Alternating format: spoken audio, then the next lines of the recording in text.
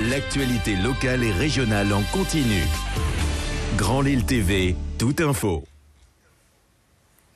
Et il est 18h, soyez les bienvenus si vous nous rejoignez. 18h édition du soir en ce mercredi 14 septembre. Les routes tout de suite et la tendance côté circulation. Attention à ces accidents successifs sur le périphérique sud de Lille qui occasionnent donc un bouchon entre le CHR et le lycée Bajou avec des répercussions depuis la bifurcation vers le centre commercial Anglo. Traditionnel ralentissement également sur la RN 41 à Wavrin en direction de la Bassée et sur la 22 à Marc-en-Barœul-Château-Rouge en direction de la Belgique. Trafic fluide en revanche sur la rocade de Villeneuve d'Ascq, la rocade nord-ouest et l'autoroute A1. Côté ciel, ce sera extrêmement dégagé encore dans les prochaines heures. Pas de pluie. Demain s'annonce comme une journée encore très ensoleillée avec de légers cumulus qui vont s'inviter dans le courant de l'après-midi. Une journée sèche et ensoleillée avec des températures qui devraient avoisiner 28 degrés.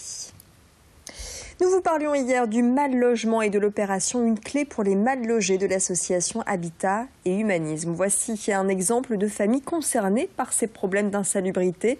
Direction Saint-Lenoble. Depuis un an, les punaises sont le quotidien de cette famille avec 2 enfants. Dans les lits, dans les canapés, les insectes sont partout. La maman, Erika, tente par tous les moyens de trouver des solutions, mais elle affirme que les traitements achetés en pharmacie ont provoqué des mycoses sur le corps de l'un de ses enfants. La propriétaire que nous avons contactée a eu vent de cette situation et a accepté de faire appel à une société spécialisée, sauf que sa locataire, Erika, ne s'est pas rendue disponible le jour de cette désinfection. Sans emploi et sans garant, la mère de famille cherche maintenant à être relogée dans un logement social, mais les files d'attente sont longues. Elle s'est confiée sur son quotidien à Xavier Silly. Pour les punaises, le matin, je me lève, je retourne tous les lits. Je retourne complètement le lit. Je regarde dans les moindres petits trous s'il y en a et je les attrape ou alors je les écrase sur un sopalin, je les mets dans les toilettes. Donc, il faut toujours nettoyer, tout bien aspirer et puis mettre le produit en fait dessus. C'est pour justement tuer les punaises. Ça vaut entre 5 et 10 euros en pharmacie. Ce mois-ci, j'en ai utilisé 3. Ça fait la 4e que j'utilise. Ça fait des frais en plus. Sans compter les lits, il faut que je rachète. Parce que ils se piquent dedans, quoi. Ils font leur nid dedans. Le coup de pouce de Lamel aux familles les plus modestes. La métropole européenne de Lille lance le chèque eau à destination des foyers les plus précaires, prioritairement les bénéficiaires du RSA, le revenu de solidarité active. Ces chèques permettent de payer sa facture d'eau et sont plafonnés à 200 euros par foyer ou à 50% du montant total de la facture. Un dispositif éco-solidaire censé également apprendre à gérer sa consommation d'eau. Damien Castelin, président de Lamel, nous en dit plus au micro d'Estelle Largent. Ces chèques eau viennent en curatif pour aider les familles en difficulté, les familles qui ont des difficultés de paiement, le chômage et autres. Et voilà le dispositif, l'expérimentation que nous avons voulu sur la métropole pour aider les foyers les plus en difficulté. Pour en bénéficier, vous avez des difficultés ponctuelles ou majeures, vous allez dans votre mairie, au centre d'action sociale, vous exposez votre cas, vous remplissez un dossier et en fonction effectivement de vos différents critères, la personne de la mairie qui instruit votre dossier fixera le montant de l'aide par rapport à vos factures. On va parler environnement car c'est en juillet dernier qu'a été voté le texte interdisant aux collectivités d'utiliser les produits phytosanitaires. En clair, pour l'entretien des espaces verts, voiries, parcs et forêts, seuls des procédés naturels doivent être utilisés. Le texte sera appliqué à partir du mois de janvier. Et s'il reste encore 3 mois pour se mettre aux normes, certaines communes ont déjà banni les produits chimiques. C'est le cas à Wattrelos. La ville a anticipé, elle a investi dans le 0 pesticides.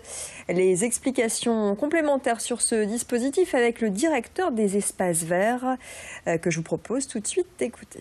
Dans un premier temps, c'était essentiellement les gazons, puisque nous appliquions plus de pesticides sur nos gazons. Et aujourd'hui, c'est les schistes, les surfaces non perméables. Alors, le vinaigre, c'est la solution finale suite à notre désherbage mécanique. Je dirais s'il y a encore un petit brin d'herbe qui pousse, on le traite au vinaigre, type vinaigre ménager de chez soi. Sur la ville, on appliquera cette année 1000 litres de vinaigre sur toute la ville, ce qui n'est pas beaucoup. Rénover la façade du théâtre Sébastopol, c'est le pari que s'est lancé une bande d'amis soutenus par des Lillois. Tous sont des amoureux de ce théâtre construit en 1903 au cœur du quartier Solferino à Lille. Le lieu a déjà bénéficié de travaux récemment. L'an dernier, c'est la cage escalier et les équipements scéniques qui ont été rénovés et qui ont retrouvé une seconde jeunesse. Seulement, l'association Notre Sébastopol entend rafraîchir la façade. Elle lance donc un appel aux mécènes et aux bonnes volontés. Dans un premier temps, 50 000 € seront suffisants, mais à terme, 800 000 € deviendront nécessaires pour redonner un coup de jeune à ce théâtre de 1800 places. Chacun peut soutenir cette initiative en devenant adhérent de l'association avant le lancement d'une plateforme de financement participatif sur le net. Céline Huret et Xavier Silly ont rencontré l'instigateur de ce projet. Je suis artiste, donc j'y ai beaucoup chanté. Voilà. Mes copains sont dans le public, donc ils sont venus souvent. Et puis l'avantage du Sébastopol, c'est un théâtre qui est un théâtre de music-hall. Donc on y fait tout. On y fait aussi bien la variété, que le concert classique, que le ballet, que le vaudeville, que l'opérette, que l'opéra comique. On y a tout fait au Sébastopol. Mais il a surtout un autre avantage pour nous.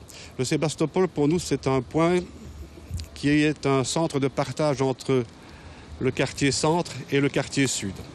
Et comme nous avons certaines valeurs, mes copains et moi, on aimerait que le Sébastopol, qui retrouvera, je l'espère bientôt, les lustres d'antan, soit un centre où les populations puissent se mélanger et partager des moments de bonheur.